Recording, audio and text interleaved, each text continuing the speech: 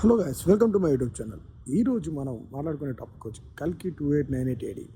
కల్కి 2898 AD నుంచి ఒక లేటెస్ట్ అప్డేట్ అయితే వచ్చింది. ఈరోజు మార్నింగ్ మనకు ఎక్స్ అకౌంట్లో వైజయంతి ఫిల్మ్స్ నుంచి అఫీషియల్ పేజ్ నుంచి ఒక అప్డేట్ అయితే రావడం జరిగింది. ఈ అప్డేట్ ఏంటంటే దీపికా పదుకొనే గురించి. దీపికా పదుకొనే అఫీషియల్గా ఇప్పుడు కల్కి 2898 AD ఒక పార్ట్ 2 నుంచి సపరేట్ అవ్వడం జరిగింది. ఈ విషయాన్ని స్వయంగా వైజయంతి ఫిలిమ్స్ ఎక్స్ అకౌంట్లో చెప్పడం జరిగింది. దీపికా పదుకొనెని డ్రాప్ చేయడానికి వైజయంతి ఫిలిమ్స్ చెప్పిన మేజర్ ఎలిగేషన్స్ ఏంటంటే కమిట్మెంట్ టువర్డ్స్ ద వర్క్. వాళ్ళు చెప్పే ఒక కమిట్మెంట్కి టీం యొక్క రిక్వైర్మెంట్స్కి మ్యాచ్ అవ్వకపోవడం వలన దీపికా పదుకొనెని కల్కి పార్ట్ 2 నుంచి రిమూవ్ చేస్తున్నట్టు వైజయంతి ఫిలిమ్స్ అఫీషియల్గా అనౌన్స్ చేసింది. ఇంతకుముందు కూడా సందీప్ రెడ్డి వంగ ఒక స్పిరిట్లో ఫస్ట్ దీపికా పదుకొనెనే హీరోయిన్గా అనుకున్నారు.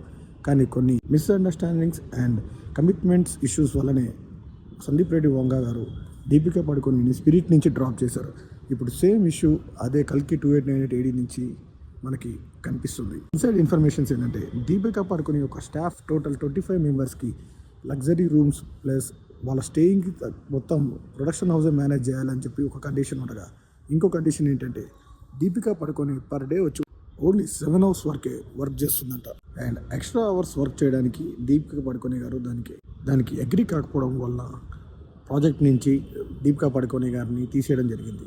అండ్ దీపికా పదుకొనె గారికి లగ్జరీ వ్యానిటీ వ్యాన్ కూడా ప్రొవైడ్ చేస్తామన్నట్టు వైజయంతి ఫిలిమ్స్ యొక్క ప్రామిస్ చేయడం జరిగింది. కానీ Deepika Padukone extra hours work చేయడానికి ఏమాత్రం ఆసక్తి చూపకపోవడంతో దీపికా పదుకొనె గారిని ప్రాజెక్ట్ నుంచి తీసేయడం జరిగింది.